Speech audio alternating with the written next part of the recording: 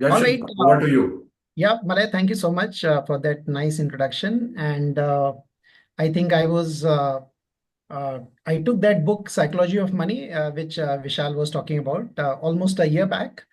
And that was an amazing book. I hope, Vishal, you must recall those amazing lessons on the importance of saving. Everybody talks about importance of saving, but one line touched my heart. You know, which said that the rate of saving is more important than the rate of return. And there cannot be a better thing, bigger statement than this, especially when everybody is chasing return today, wanting to maximize the portfolio growth. We forget that what is in our control is the saving rate of growth, right? So whether you are doing a 10,000, 20,000, 50,000 a month, adding a step up into that, depending upon your capacity and maximizing that capacity. So that makes an amazing wealth creation, and that helps in avoiding all the risk element which you will face, while you are on your wealth creation journey. Second, I think very important is uh, getting rich versus staying rich. That's another important concept from psychology of money.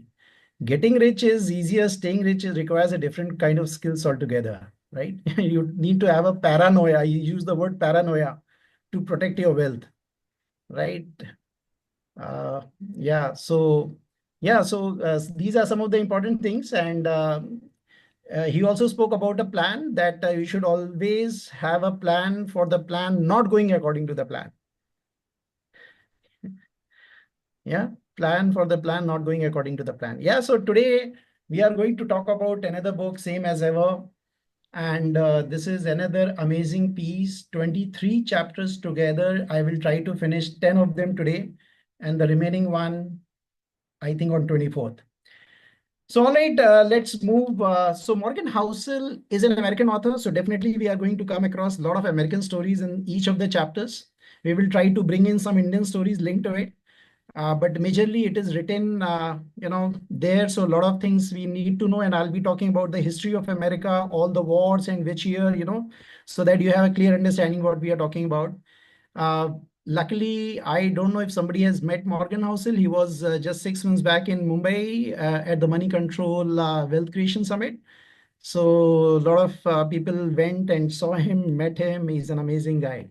All right, so back to the book. Let's go straight to the introduction. The introduction itself is a very amazing.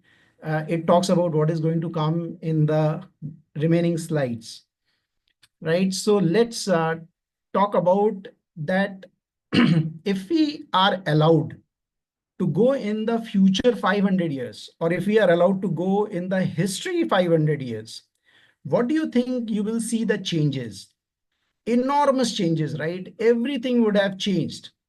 The buildings must have changed, the infra must have changed, the technology, the politics, the language, everything has changed. What has not changed is very important.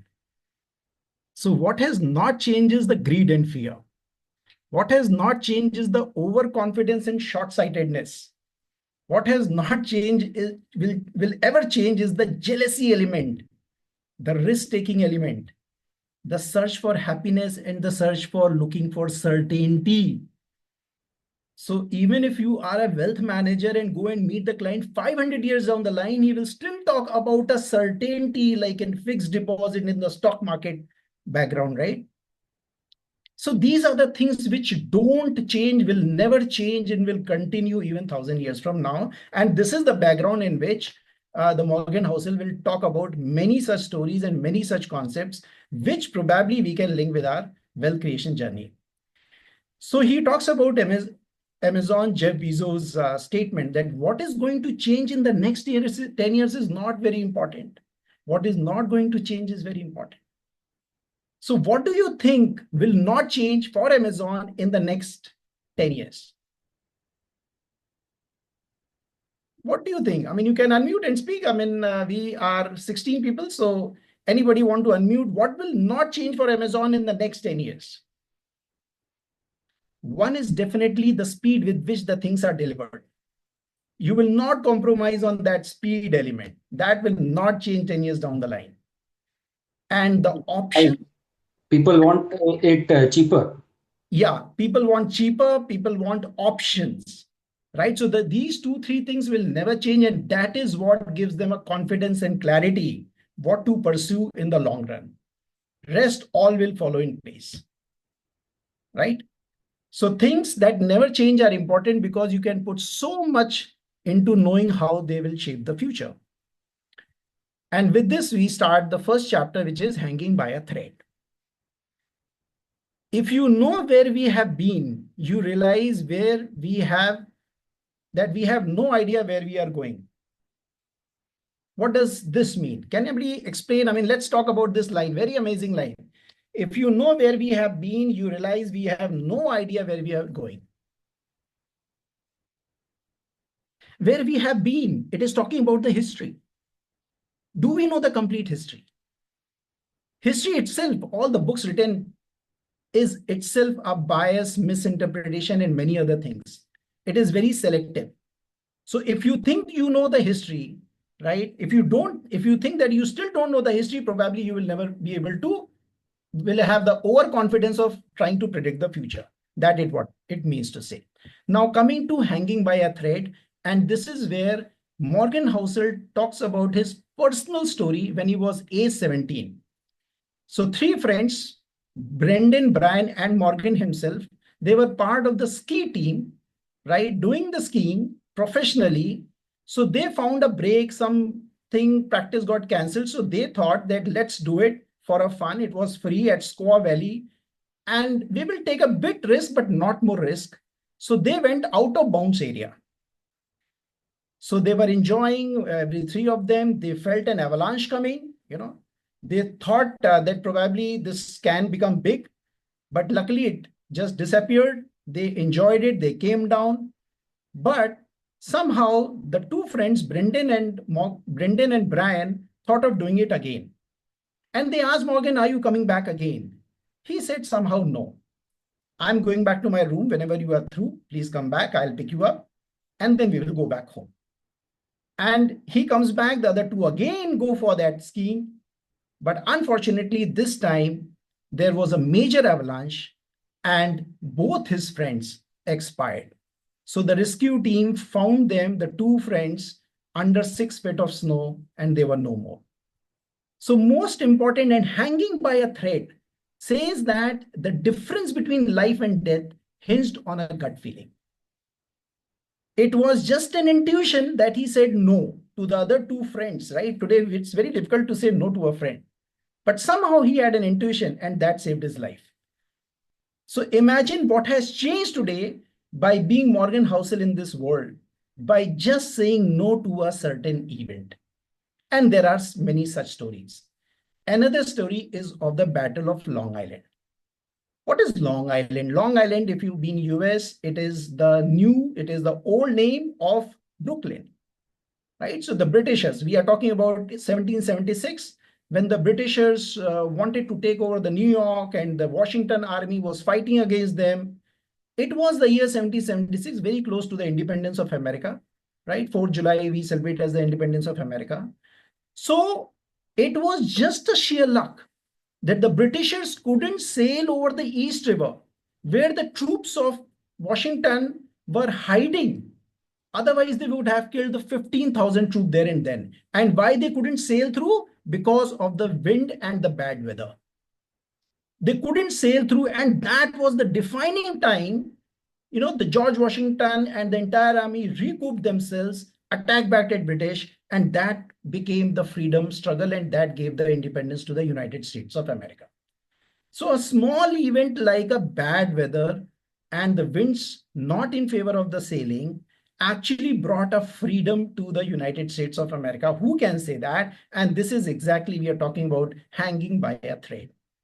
So it demonstrates how minor uncontrollable elements like the direction of the wind can have monumental impact. Let's hear the third story. And this is an amazing one. There was a ship, Lusitania ship, was moving from New York to Liverpool. And this we are talking in about 1930s. Imagine the captain decided to shut down the fourth boiler. Why? Because he wanted to save some fuel. And he wanted to go slow because nobody was in a hurry to, finish and reach there on time. Just by a delay of 1 day, this ship came in the path of the German submarine, and German submarine fired a torpedo and, hit the ship. 1,200 people were killed. Just a small incident of shutting down the fourth boiler and reducing the ship led to this accident. And you know what happened? After 1,200 Americans died, it became a public uproar. And that is how America was pulled into the First World War I. So a small economic decision of going slow took away 1,200 lives, and that could become the reason for the America to enter into the World War I. Here, one more story. So a lot of stories, and then they will come to the point. Here is a story. There was a guy, Zangara, Italian guy, Italian immigrant in America. Because he was a 5 feet guy, he stood on a stool to fire at FDR. What is FDR? Franklin D. Roosevelt. Very good. So Franklin D. Roosevelt is known as the FDR. It was the year 1933. They were into the political campaign for the president. Unfortunately, something happened and it misfired, killed 5 people other than Franklin D. Roosevelt, and Franklin got saved. There was a Chicago mayor, Anton Cermak, who died. And in that very year, Franklin D. Roosevelt became the president. He brought in all other kinds of reforms to the country. And that is how, the America, what today is America, and Franklin Roosevelt policies, we call them the New Deal, reshaped the US economy. So one gunshot misfired actually gave life back to Franklin, who is considered to be, till today, one of the best presidents ever ruled or being the president of the country. So it highlights how major historical outcomes often depend on fragile, unpredictable factors. Now, if this is the scenario, and today, when you see some event happening, how is it possible that you can relate to where it actually originated from? It is very easy to find out where it ended. You can see that event happening, but where it originated, it's very difficult. So let's talk about the 2008 financial housing crisis in America. If you have to understand 2008 housing crisis, then you have to understand the mortgage market. If you have to understand the mortgage market, you have to understand the 30-year decline in the interest rate that preceded it. If you have to understand the falling interest rate, then you have to understand the inflation of the 1970s. And if you have to understand the inflation, then you have to understand the monetary system of the 1970, which was the hangover effect from the Vietnam War. And what caused the Vietnam War? You have to understand that the West had a fear of the country going towards communism. Imagine a 2008 financial crisis goes back to the 1950s Vietnam War, 1960s Vietnam War. That just because US never wanted to have a communism like China, so they were in Vietnam fighting for the wall, and that is how it triggered slowly into a 2008 financial crisis. Right? Every current event, big or small, has parents, grandparents, great-grandparents, siblings, and cousins, right? So ignoring that family tree can muddy your understanding of events. To know where we are going, we must know where we have been. And knowing the past shows how unpredictable the future is. So no matter what the world looks like today and what seems obvious today, everything, just a second, everything can change tomorrow because of some tiny accident no one thinking about. How big something can grow from a small beginning? We all understand the power of compounding, right? And this is the first chapter, hanging by a thread. So all of us who think or are in the business of predicting the future sometimes should understand that there are so many moving parts that it is very, very difficult to even predict for a single day, maybe 3 days, 5 days. It's very, very difficult. Chapter number 2, risk is what you don't see. Now tell me, are people bad at predicting the future? Can someone just unmute and tell me the answer? Are people bad at predicting the future? Yeah, they are sometimes bad at predicting the future. In fact, Ameya, they are very good at predicting the future. Now, this is very Sharad, I think I agree with Amay that they are bad at predicting future, but they think that they are good at predicting future. so, Malay, they are very good at predicting the future, except if it is a surprise. Except if it is a surprise. And what is a surprise? Tell me all the events which have happened, whether it was a COVID of 2020, whether it was a Russia-Ukraine, whether it was Trump's tariff policy which came recently, wasn't there a surprise element? Could anybody would have predicted this? So everybody is good at predicting. If I give you the numbers of a company, Malay, you will be able to tell exactly how the balance sheet looks like and what the future lies. But if you don't know the person who's heading the company, his mental agony, what he's going through, probably then you won't be able to predict it. Otherwise, yes. So it is only the surprises which we are not able to predict. And here is the story. In 1961, NASA was testing the space suit. This was the time when the rockets were still not there and people couldn't get away from the atmosphere, couldn't get away from the Earth's atmosphere. And they were into the balloon flights, the hot air balloons. So there were two astronauts being taken to the edge of the atmosphere, and the purpose was to check the spacesuit. Everything was fine. The astronaut Victor Prather, while coming down, almost a splashdown when they were about to touch the ocean.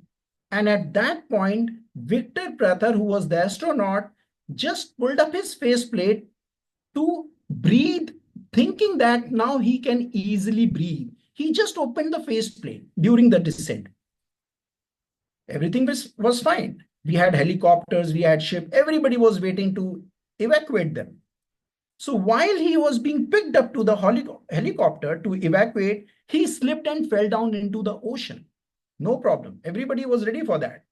But unfortunately, they didn't realize that he had opened the facelift, and this time the spacesuit is no more waterproof. And the water filled up and he drowned.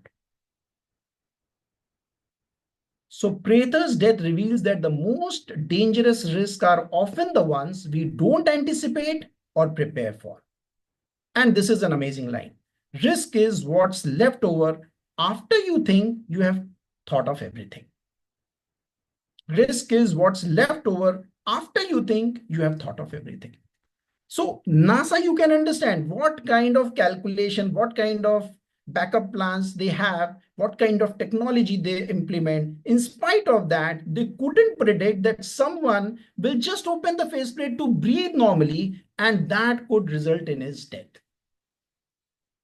And these are the surprise events which we have gone through. The COVID-19, the 9/11, the Pearl Harbor, the Great Depression, as recent as Trump's tariff war, as recent as the Russia-Ukraine. And if these were surprises on virtually no one's radar, then how is it possible to predict? So let's talk about the biggest or the greatest depression of 1929. So the biggest depression happened, we all know now, in 1929. But in 1930, when the vote was being taken, that what is the National Economic Leave is thinking that is the biggest problem in the United States, these were the top six. Administration of justice, prohibition, disrespect for law, crime, law enforcement, world peace. And in the 18th place, it was unemployment. This we are talking about the 1930s. Nobody had the clue that they are already in recession. And in 1931, it was only in 1931 that the unemployment had moved to just fourth place. This is how oblivious people are to the surprise events. So Roosevelt, again coming to Franklin D. Roosevelt, when he was inaugurating the presidential library, he was smiling. So somebody asked, why are you smiling? He said that I am understanding that a lot of historians will come to this place and think that by reading the history, they will get to know everything. How stupid of them. Why? Because history has only captured what? What's photographed, what's written down or recorded, and what people say in interviews. Right? It is very, very limited compared to the history we have gone through. Right? People, when they talk in interviews, they could be misinterpreted. It could be their biases. It could be coming from their selective memory. It can be anything. Right?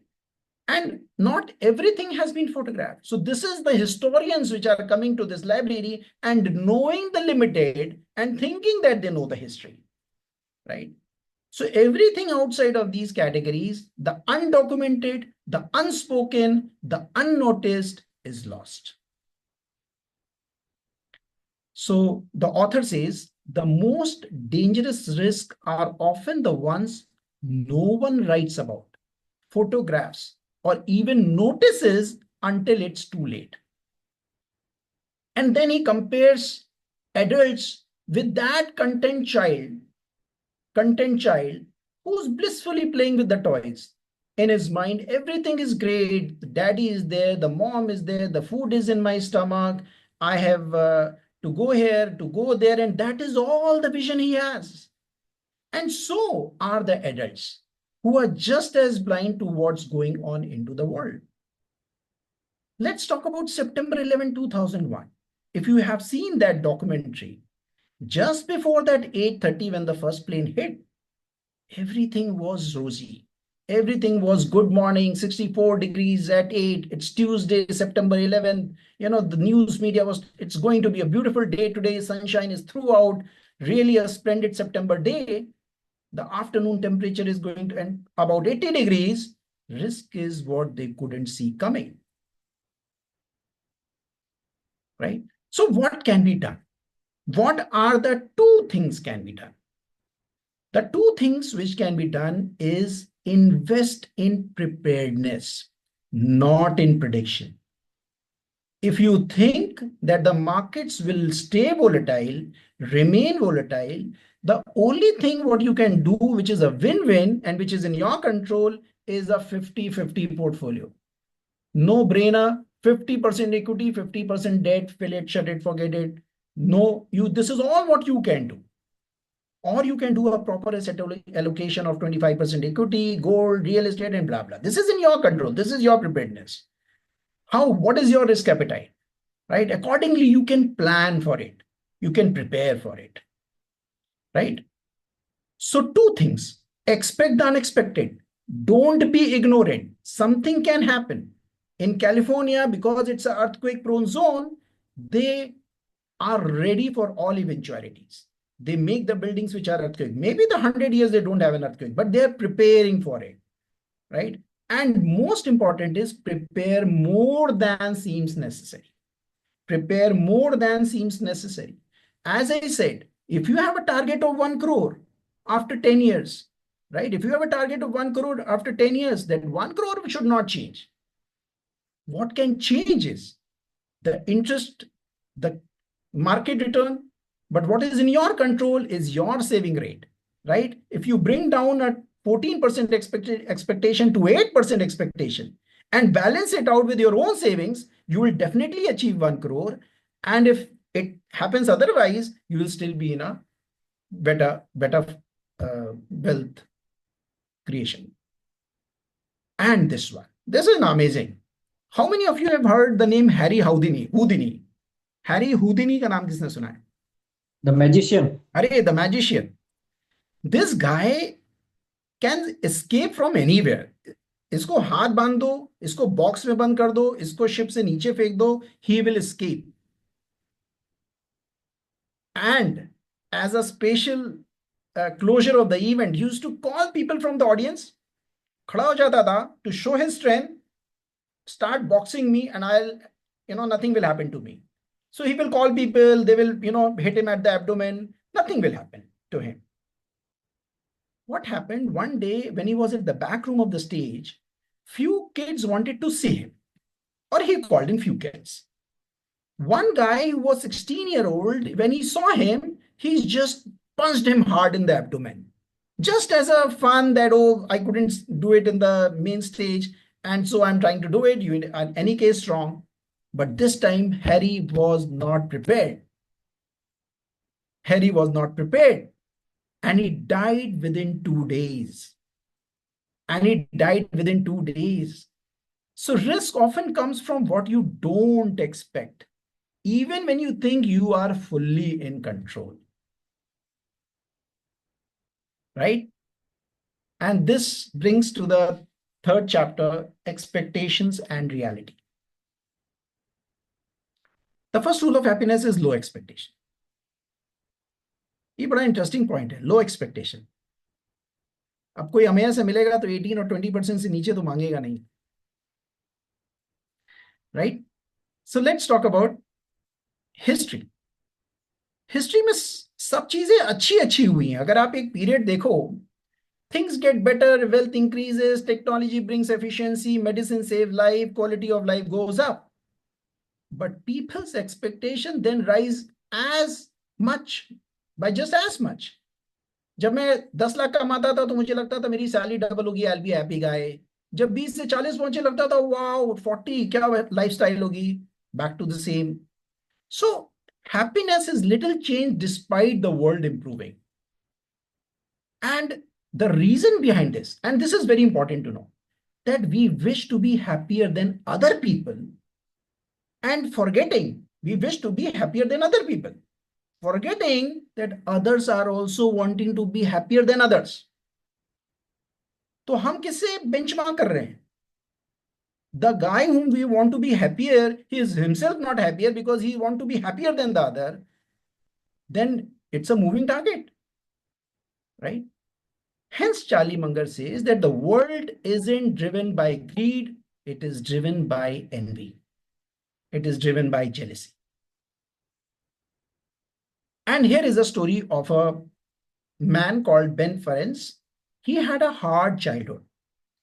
His immigrant father didn't speak English, was unemployable, settled in an area of New York controlled by Italian mob, where violence was a part of the everyday life. But Ferenc said that none of it seemed to bother his parents. They were thrilled. And why they were thrilled? Because they had run away from Romania, where they saved themselves from the Holocaust. They came in a ship, which was super chilled, and they slept on the deck of the ship. If somebody has gone through that, if somebody had so poor expectations, something of this kind staying in New York is much happier moment for him, right? Similarly, a Gary Crimin who founded Match.com, he was earning $10 million. He was probably top half of the 1% of the people in the country. But when he used to compare himself with the Silicon Valley, he was just another guy. He used to log 60 to 80 hours work week because he does not think he has nearly enough money to ease up. That is the comparison. Somebody is happy that somebody is better off. Somebody has a lot of money, doesn't know how to say that this is good enough, right? Just because we are in the comparison game. And this is what happened in America. Because we are talking about America, let's see what is the median family there, median family income there. 1955, it was just a $29,000. In 65, it became 42, then it became 70,000, and today as we speak, it is 82,000 US dollar. Somebody in 1950 probably will not be able to understand that why, when the income has almost become 3 times or 2.5 times, the guy is still not happy.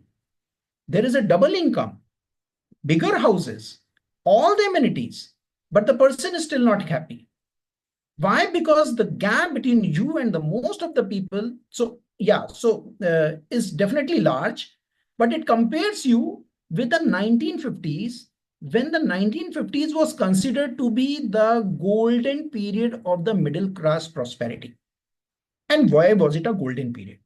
Why 2025 is not the golden period when somebody is earning 82,000 US dollar? Why? Because the gap between you and most of the people around you wasn't that large in 1950. They had just come out of the depression. They were just into the industries building up, right? That's an amazing time for America. Between 1930 to 1960, 1930, 1960, everything happened. From the atomic bomb in Japan, Hiroshima, everything happened.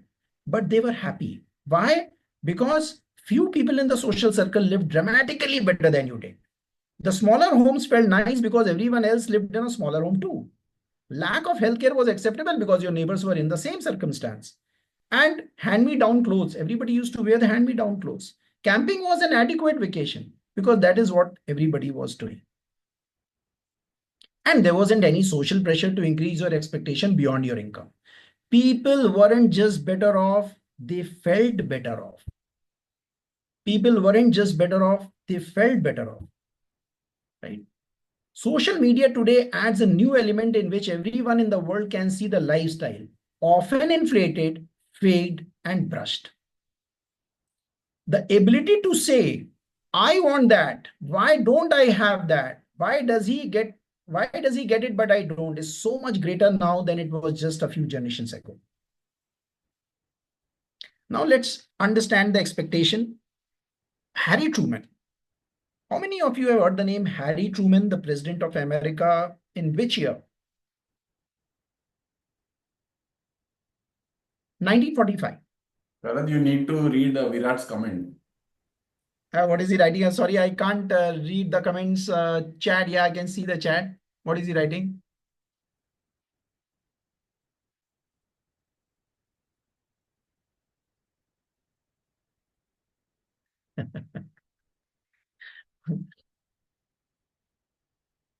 All right, Virat, we'll talk one to one. Safed kaise? All right, so Harry Truman. Now, this is the United States president in 1945 when President Roosevelt died. So this guy, Harry Truman, was a failed retailer, failed farmer, failed zinc miner, failed oil driller. Everything he failed, he didn't even had a college degree. Very low expectation from this guy. But do you know what Harry Truman is known for? Harry Truman is known for taking a decision in 3 months. He became a president in 1945 and he took a decision of dropping atomic bomb in Japan on Hiroshima and Nagasaki. The guy who had done nothing in life could take that bold decision of dropping the nuclear bomb in those two cities. And then he had taken so many other decisions.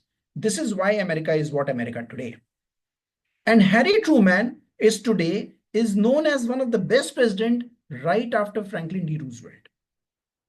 So despite low expectation, Truman's leadership impressed many, and he is now ranked among the top US president. The expectation for Truman's ability were so low that in any leadership qualities he exhibited blew people's mind. A little success was a win, a big success felt like a miracle.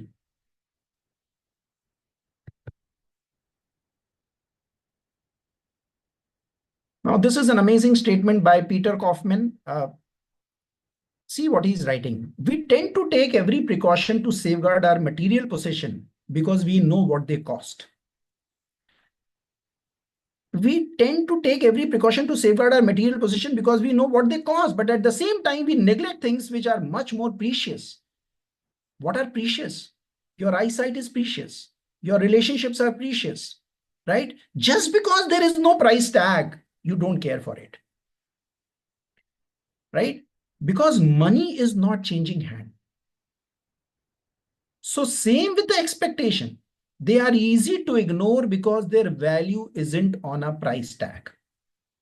Because their value isn't on a price tag. And today, when we say low expectation, generally we say that this guy is low on ambition. He's not an aggressive guy.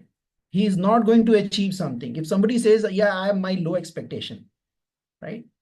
अगर मेरा बेटा कह दे लो expectation तो मैं उसको पीट सकता हूँ कि मेरे मार्क्स में लो एक्सपेक्टेशन है. But in general, if you have a low expectation, right, that takes care of a lot of pressure on many other things, right? And with this we move to wild minds. Wild minds, कुछ हैं ऐसे wild minds हमारे नजर में जिनका नाम ले सकते हैं हम लोग, वाइल्ड माइंड्स, जिनके बड़े खतरनाक माइंड है. Elon I think, Musk. हाँ, yeah, Elon Musk Elon probably. Musk, अरे अपना ट्रम्प, बड़े खतरनाक वाइल्ड माइंड से. तो we will talk about them now. Let's talk about this guy, the world's best marathon runner, Kipchoge. Right, ये marathon दौड़ता है 2 घंटे के अंदर. Is the fastest. अब इसके, he won the gold medal in Tokyo. तो he was the gold medalist. And वहां पे क्या होता है, you have to wait for your gold medal to be given to you, so you have to wait in a row.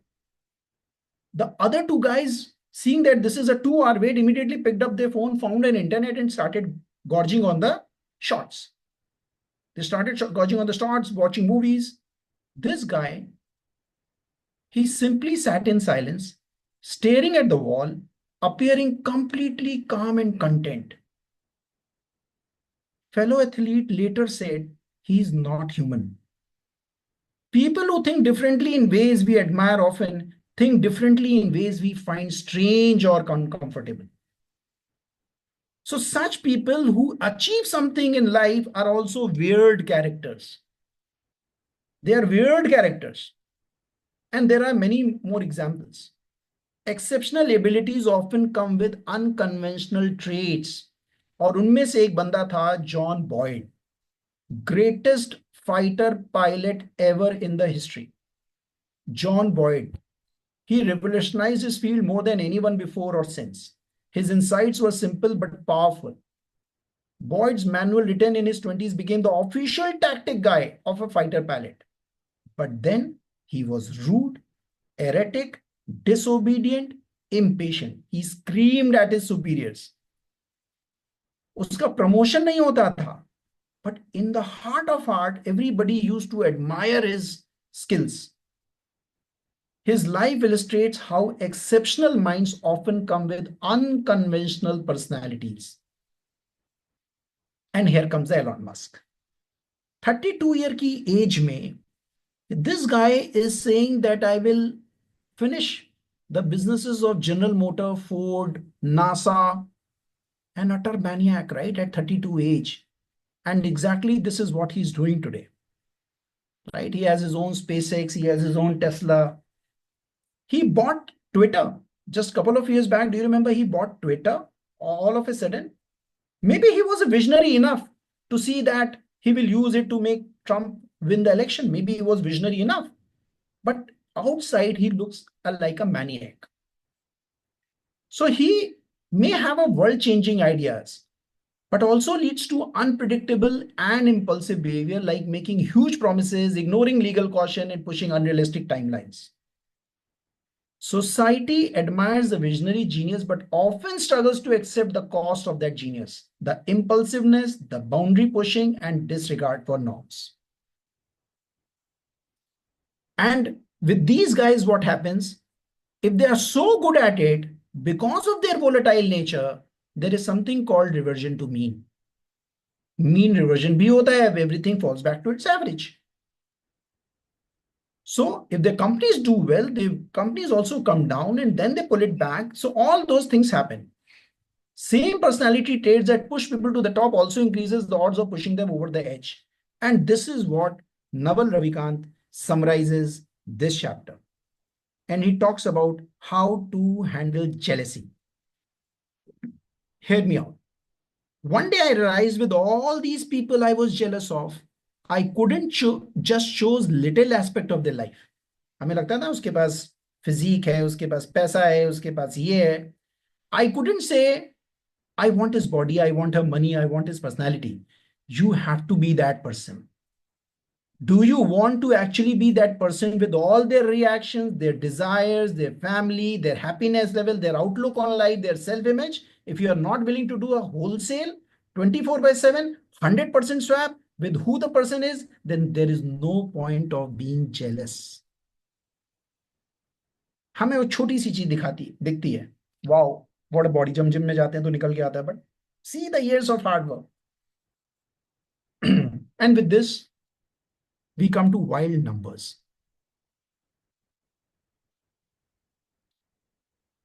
All right, two comedians. In fact, if you have ever seen American comedians, Jimmy Fallon is a very popular one, and Jerry Seinfeld is a very amazing actor and a comedian.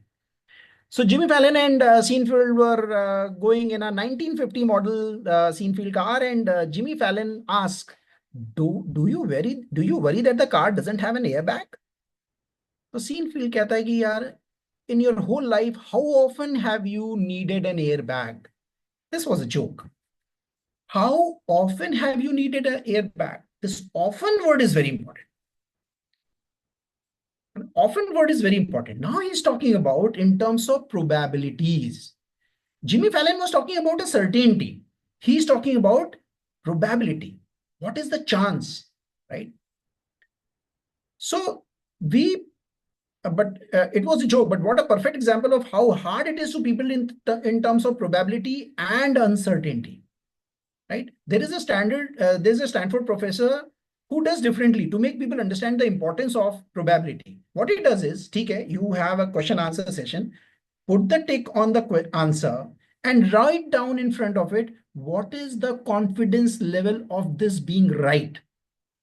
What is the confidence level of this being right? Not just a correct, true and false, right or wrong. What is the confidence level? So if you have given 100% confidence and it is wrong, if it is 100% confidence and it is wrong, he used to cancel the entire paper. But if it is 0% confidence and if it is correct answer, he never used to give him the number, right? So bringing the probability into an event brings in lot more sense. And this he used to call it as confidence adjusted score. If you ever watch a movie, a beautiful movie, Zero Dark 30. Zero Dark 30 is a movie which is made on this Osama bin Laden. How was he captured in Pakistan? And so the CIA director speaks to the analyst, those who are confirming that he's there. So the CIA director says that, I want to know, and no bullshit, please. Very simple is he there or not? The team leader says, sir, this is only a 60% to 80% chance that bin Laden is in the compound.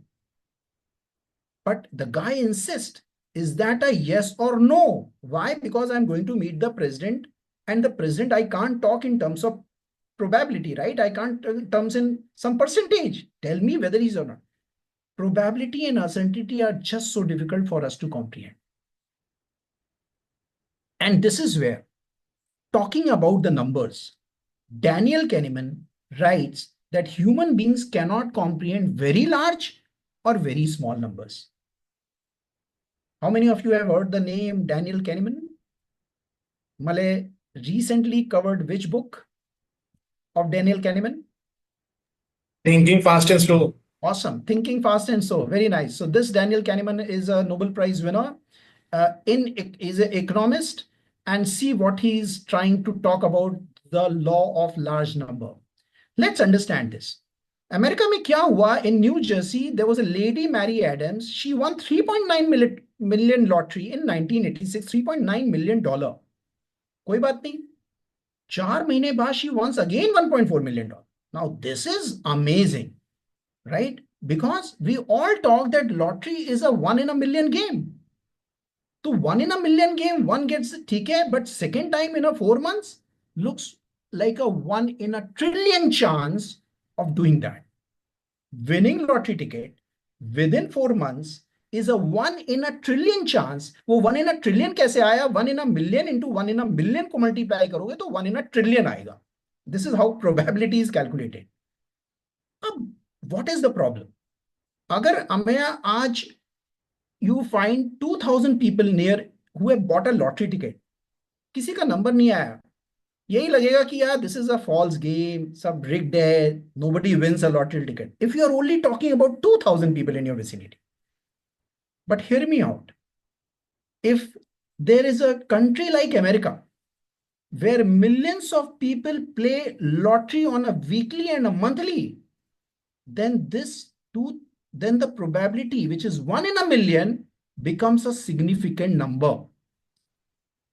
So agar 10 million people are playing the game, right? 10 million people are getting the game every week, every month. Then how many people will win? 10 million divided by 1 million, which is 10 people. Now we can see 10 million. And if the media publishes those 10 names, we will start believing in that lottery. That, wow, there are 10 people who won it. So this guy is saying that similarly, for example, अगर हम कहते हैं कि उस बंदे को ना एक बंदे को lightning ने hit किया and he died, right? Lightning is a 1 in a million probably. 1 in a million. कहाँ सुनने को मिलता है कि किसी को lightning से death हो गई? But अगर 1 in a million है and 8 billion people stay in this world, तो 8,000 people, right? 8 billion divided by 1 million is 8,000 rupees. 8 के आगे 9 zeros, नीचे 1 के आगे 6 zeros, divide 8,000. 8,000 people are getting impacted because of the lightning. Now 8,000 is a big number, right? So this is the law of bigger game. This is the law of large number. That it starts looking significant when the number is big. तो अगर कभी Covid आ गया, कहीं पे war हो गया, अगर मैं ऐसे 100 इवेंट्स निकाल लूं जिनकी 100 years में एक पॉसिबिलिटी आने की, those which can happen only once in 100 years, उनकी भी पॉसिबिलिटी है once in a year. if there are 100 events और 100 events की 100 साल में एक ही बार आता है, तो वो भी हर साल इवेंट्स होंगे. So don't get surprise when you see such 1 in 100 events happening. And how the media magnifies it. So पहले क्या होता था कि local news once dominated because life itself was more localised. तब उसके बाद रेडियो आया. अभी तक क्या होता था, 8,000 लोग कहाँ पढ़े कुछ पता नहीं, बट अब रेडियो आ गया. Then TV came in. Now the social media exploded. Global exposure. And now, because of the digital news, we are consuming as and when it happens, right? So as the news has become more global, it has also become more pessimistic.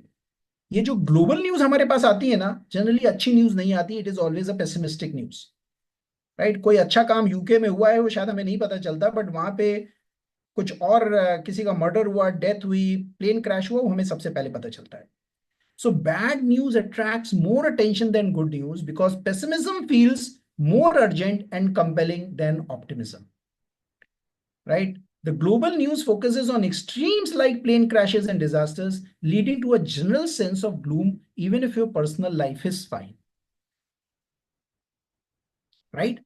तो क्या होता है कि ऐसी uncertainty में we start looking for authoritative people like experts, fund managers. हम उनकी तरफ देखते हैं कि शायद इनको बहुत कुछ पता होगा, राइट? पता उनको भी कुछ नहीं है.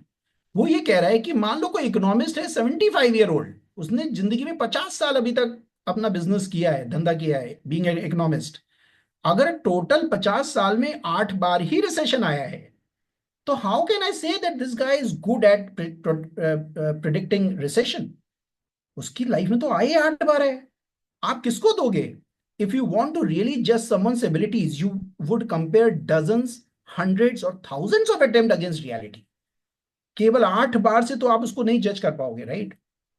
तो reality of the real world is messier than an idealized spreadsheet.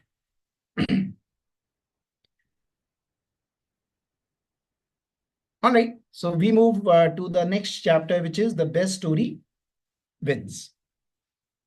Stories are always more powerful than stats. We all understand that, right?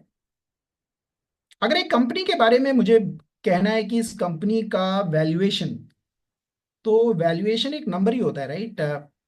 अगर मैं उसमें एक मल्टीप्लाई कर दूं story, then that becomes a valuation, real valuation, right? So valuation of a company is what? That number multiplied by the story, what it talks about.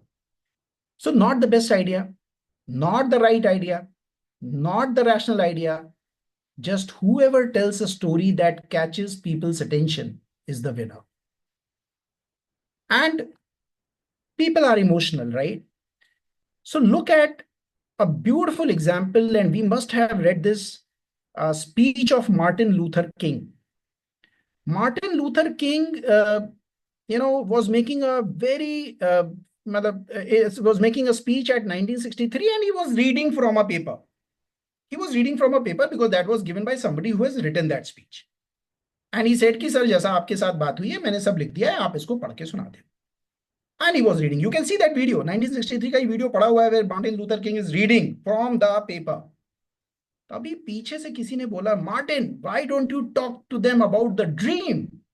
Talk to them about the dream. And that is when he folds the paper, puts it in his blazer, looks at the audience, takes a 5-second pause, and starts speaking. And this is what has become the most famous part of that speech, and which actually finished the racial discrimination of white and blacks in America. I have a dream. It's a dream deeply rooted in the American dream. I have a dream that one day this nation will rise up and live out the true meaning of its creed. We hold these truths to be self-evident, that all men were created equal. I have a dream that my 4 little children will one day live in a nation that they were not judged by the color of their skin, but by the content of their character. I have a dream today. This was the most famous speech ever captured, and which, became a revolution, became a movement, and, ended the racial discrimination in that country. Mark Twain, prolific writer Mark Twain, क्या करता था वो लिखता था and used to tell that story to the kids and the family. अपने बच्चों को सुनाता था. तो जैसा बच्चों का रिएक्शन होता था, he cut boring parts in expanded sections that sparked strong reactions. He knew he was onto something when they showed interest and used to double down. This was his way of writing a good story. C.R. Hall Piquet is an anthropologist who once wrote a review to the young author. वो young author कौन है? वो है Yuval नोआ Harari. Yuval नोआ Harari कौन है? उसने कौन सी फेमस बुक लिखी है? Which Malay is going to take now? Maybe next month? Sapiens. तो ये बंदे ने, C.R. हॉल पीके ने, उसकी सेपियंस बुक का रिव्यू लिखा. क्या लिखा? It would be fair to say that whenever his facts are broadly correct, they are not new. And whenever he tries to strike out on his own, he often gets things wrong, sometimes seriously. It's not a contribution to the knowledge. This was a negative remark he wrote on the book. And what happened? What is the reality? Yuval Noah Harari has sold over 28 million books, which Hall Piquet was reviewing. Is the most successfully anthropology book of all time. Why? Because the stories are captivating and the flow is effortless. Harari took what was already known and wrote it better than anyone had done before. Stories, that's it. He wrote it beautifully. 40 million viewers. So Civil War documentary. It's a very boring documented period of America. But somebody by the name Ken Burns, same documentary, added music to it. And then it became a viral, right? Because everybody wanted to hear a different, way of being narrated the story. Now you must have heard of Titanic. Titanic, only 1,800 people died. But lot many people have died in the Chinese SS Kingya, which claimed 4,000 lives. MV Donna Paz, which killed 4,345. But Titanic story stands out. Why? Because of the phenomenal movie created by Steven Spielberg, where he took the interviews of the people who were alive. He showed it in a most dramatic manner. And that is how the storytelling really makes a big impact. हमारे India में भी ऐसे बहुत सारी stories हैं, बहुत सारी movies हैं. Kashmir Files, The Yuri, Sam Manekshaw, जिन्होंने life डाल दी character में. It is all thanks to the storytelling that why we know that history, which has been captured and which we never knew about it. And the author says that comedians are the best storytellers. वो कितना भी boring topic है उसमें वो comedy करते हैं. And this is how people understand the history also, and they laugh over it and they give you a lot of insights also. And with this, we come to the chapter does not compute, maybe the last chapter for today, if 1 hour is the limit. But yes, no problem. We have one more session. So let's go and complete does not compute. Most decisions are made on spreadsheet. They just don't add up the numbers and the clear answer doesn't pop out. Logic is an invention of man and may be ignored by the universe. It talks about the Vietnam War. Vietnam War में क्या था? There was a guy Robert McNamara. He इसको Ford ने hire किया था. The car making company Ford, because he was a whiz kid. He was a genius in number crunching data, putting the figures across. It worked at Ford. The Ford had its numbers improving. But then later on, the same guy was hired by he became the defense secretary and became the part of the government. During the Vietnam War, he was again very finicky about the numbers. I want weekly charts, I want monthly charts, I want this, I want that, I want a live, things happening on the. But somebody from the Pentagon was not able to match up what is happening. The numbers are reporting something else. The real fact is something else. So what was happening was that the Americans were killing 10 Vietnamese against one. So Americans were losing one soldier to the 10 Vietnamese killed. The data was amazing. This is what America wanted. But they forgot that one American public is only interested in that one guy killed and not the Vietnamese which were being killed. They were only worried about that one guy killed in him. And that brought the sentiments against that. Why are you in Vietnam? Where is America? Where is Vietnam? What is the purpose you are solving? And that went against America, and the South Vietnam captured North America and North Vietnam, and the North Vietnam became a communist country. So lot of times it is the numbers which don't speak the correct facts, because there is a there is a feeling, there is an emotion, right? Everything which is playing out. And so there was another event, Battle of Bulge, 1944. Americans were just crushing Germans. This was just before the Adolf Hitler was in a very bad state. He lost everything. But the army of Americans, France and the UK together, the allies were moving in the Germany direction to finish him. Everything was going good. They thought that Adolf Hitler is dead. The armies is left with only those under 18. No food, no fuel. Weather was bad. I mean, anybody with a mind will understand that this is the end of Adolf Hitler.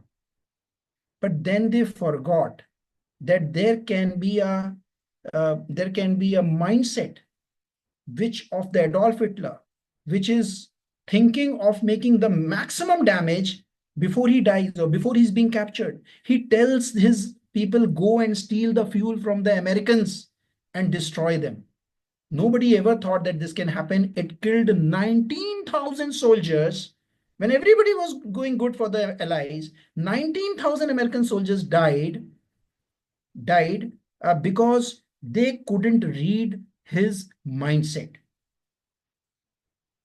People, personalities, and mindsets are nearly impossible to measure and impossible to predict. This guy, Archibald Hill, right?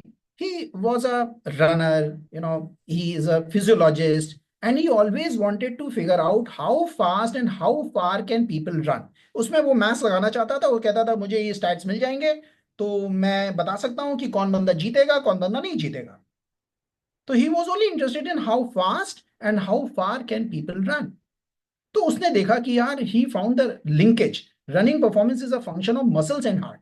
If my heart can pump more blood to my running muscles than yours, I can run faster. And this was true. On the test track, it was true. In the sample, it was true. But when it came to the real race, it failed. Surprisingly, this guy won the Nobel Prize in 1922 for this research, which means it must have been accurate. But when it came to the real show, it failed. Hill's calculation had almost zero ability to predict the race winners. Correlation between cardiovascular capacity and athletic performance is far profound, which is why competitive races like marathons and Olympic sprints, just a second, are exciting, right? Sometimes great athletes win, sometimes dark horses win. Okay, sometimes great athletes choke and sometimes dark horses win. And similarly for the Lehman Brothers. Lehman Brothers company in 2008 was in great shape, right? If tier 1 capital ratio, a measure of bank's ability to endure loss, was 11.7, it was better than the Goldman Sachs and the Bank of America at that time. 72 hours later, Lehman was bankrupt. 72 hours later. What changed was the faith in the company. One day they believed in the company and bought its debt. जो investors थे, one day they believed in the company and bought its debt. The next day that belief stopped and so did its funding. The faith is the only thing that mattered, but it was the one thing that was hard to quantify, hard to model, hard to predict, and didn't compute. Is in a traditional valuation model, everything would compute if everyone had the same time horizon, same goals, same ambitions, and risk tolerances. And with this, I think we have done 7 chapters. So if there are questions, I would be very happy to talk about. Hope you had a good understanding what exactly the author is wanting to say. Author is talking about outside the market. What are the events which can? Yes, Amaya. So, as per the author, I think nothing computes except because we only have same time horizon is the common. Rest everything is non-static, right? Correct. All the emotional, see, time horizon, goal, ambition, this is all numbers. Yeah, But see, if you should also read The Psychology of Money, where he talks about what he has gone through in the past. No two people are same. Somebody has seen, for example, the depression of 29. Somebody is born in 60. Somebody has only seen the best type of America. Two people are coming with a different mindset about the risk. So if your time horizon, goal, ambition, this does not compute and give you the right picture. If you get to see the entire thing, then only you can compare. इसलिए if somebody is risk averse, please respect him and he must have its own experience. That is the reason he's risk averse. And if somebody who has come after 2020 and been in the market, his ambition, his aggressiveness will be different because he has never seen fortunately he has seen now in the last 6 months, but he's a different guy. fair enough, fair enough.